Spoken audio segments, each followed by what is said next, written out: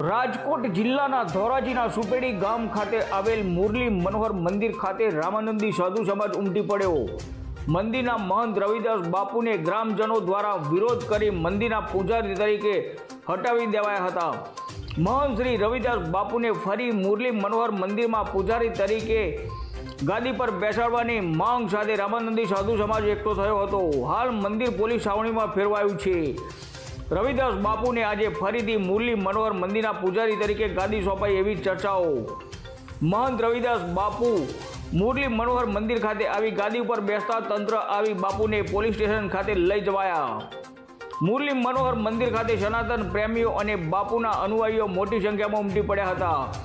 કાયદો અને વ્યવસ્થાની સ્થિતિ કથળે એ પહેલા જ મંદિર ખાતે ચુસ્ત પોલીસ બંદોબસ્ત ગોઠવી દેવાયો હતો।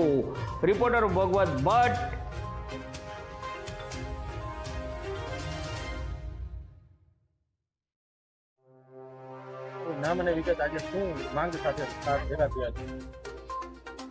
જય સિયારામ।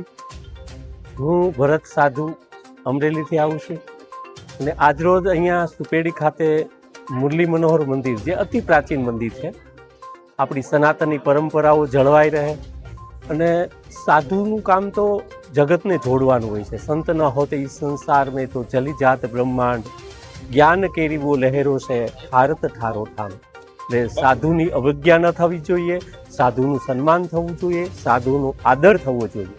અને આજે જે આપણો ધર્મ છે, સનાતન શાશ્વત વૈદિક ધર્મ છે, એની મર્યાદાઓ જળવાઈ રહે એ રીતે આજનું અહીંયા કામ પાર પડે એ રીતે બહોળી સંખ્યામાં આજે શ્રદ્ધાળુઓ ભક્તજનો સુપેડી ખાતે ઉપસ્થિત થયા છે અને જે વિવાદ છે એનો અંત આવે અને